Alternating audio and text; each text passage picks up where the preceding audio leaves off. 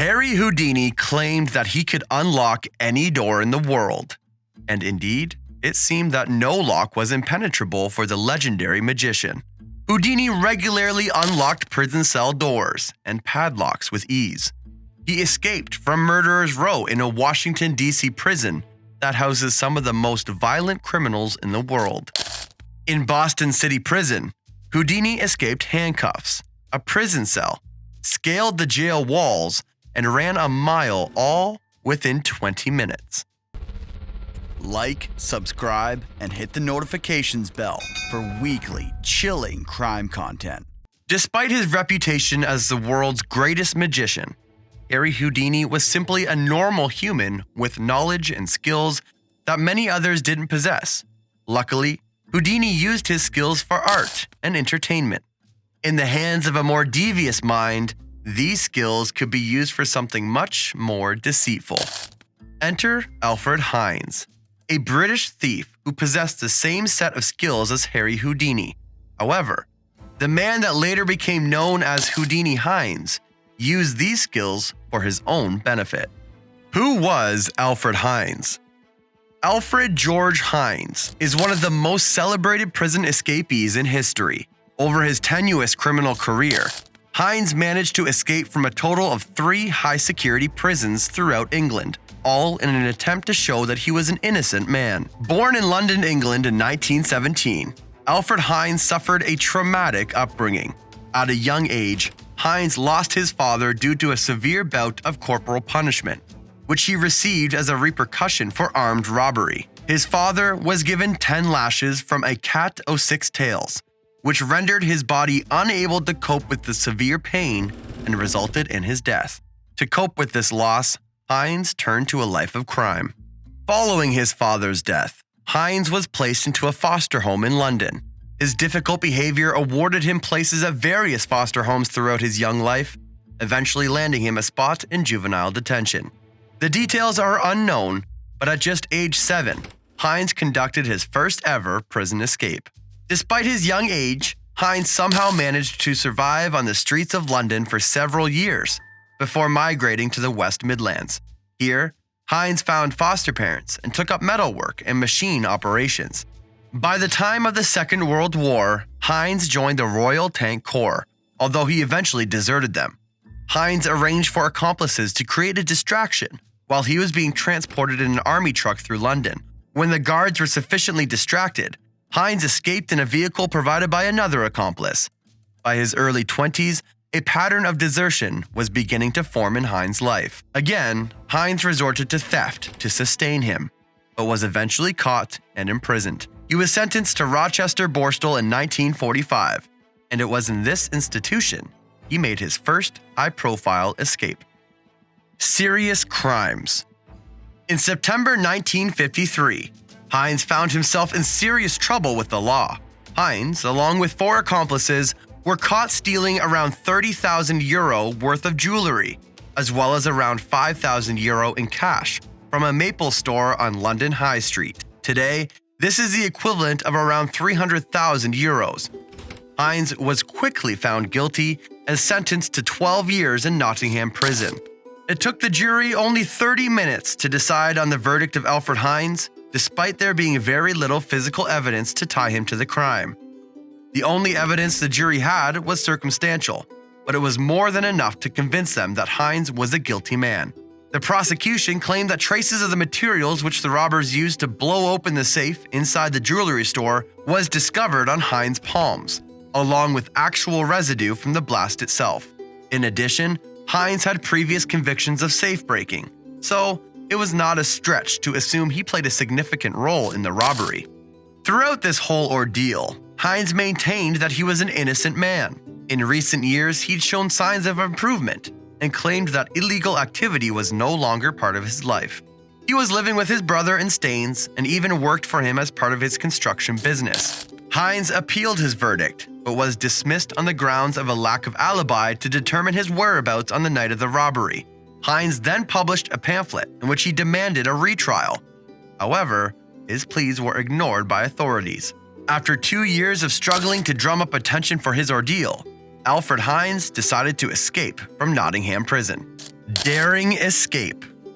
Inside Nottingham Prison, Hinds stole a hacksaw from the prison construction workshop. He fashioned planks of wood that he used as a ramp to scale the prison walls. And in a move that wouldn't be out of place in Harry Houdini's repertoire, Hinds also memorized the shape of the key which opened his jail cell, and somehow made a copy of this key out of brass. Like, subscribe, and hit the notifications bell for weekly chilling crime content. Let us know in the comments who'd you like us to cover next. In 1955, Alfred Hinds escaped from Nottingham Prison. For 245 days, Hinds remained a fugitive.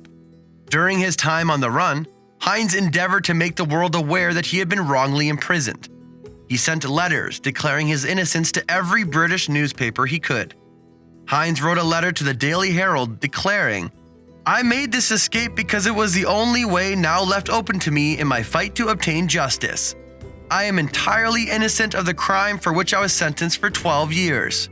Unfortunately for Hinds, all of the letters he had sent were postmarked with SW1, the code for Southwest London.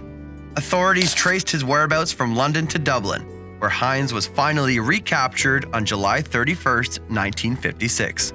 He had been living in a cottage which he'd apparently bought with the money he stole from the Maples robbery in London. Despite his capture, the majority of the cash was never discovered. A versatile criminal. It soon became clear that Alfred Hinds was not just a master jailbreaker.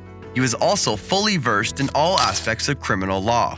Hinds acted as his own defense during trial for his prison break attempt, and successfully managed to convince the jury to drop the charges.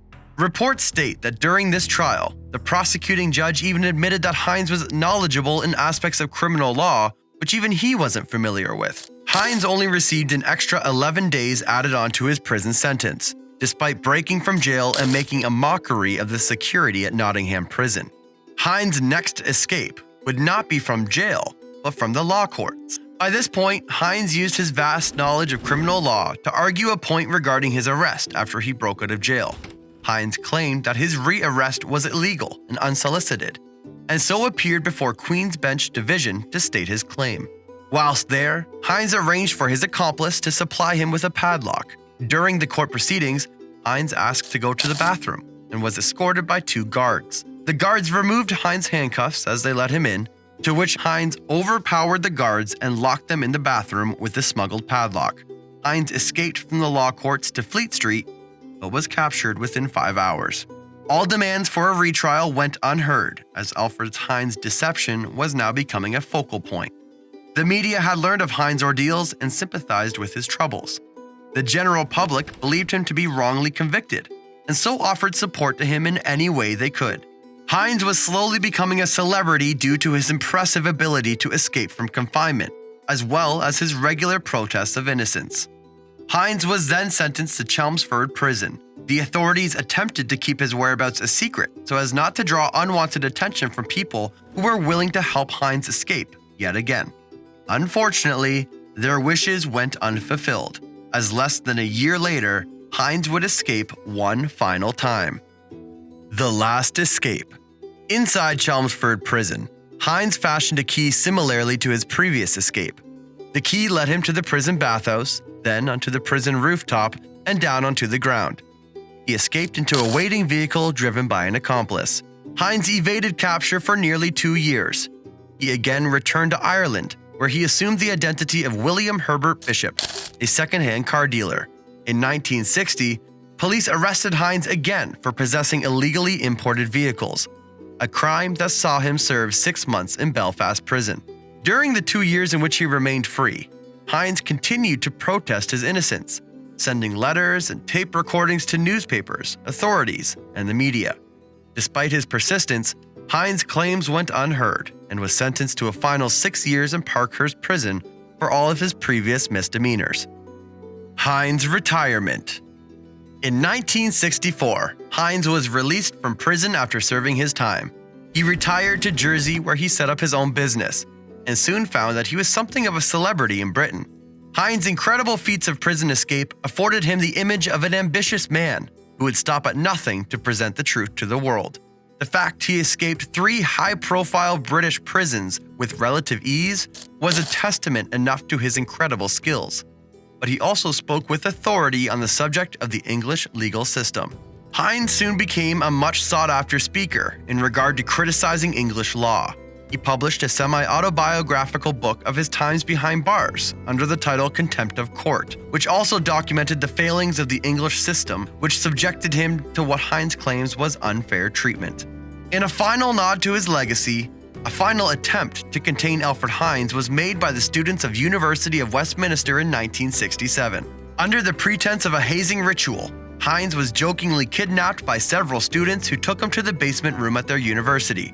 Unfortunately, students were no match for Hinds' masterful abilities, and so he somehow managed to escape the basement, trap the students inside, and turn the lock on them. He left them in there and walked off into the night. Alfred Hinds died in January 1991 at the age of 74. He will go down in history as the greatest British escape artist who ever lived. It was around the time of Hinds' Nottingham escape that the media and general public began referring to him as Houdini Hinds, a name almost certainly deserved. If Houdini was alive to see Alfred Hinds in action, he would no doubt be impressed with his skills. Like, subscribe, and hit the notifications bell for weekly chilling crime content. Let us know in the comments who'd you like us to cover next.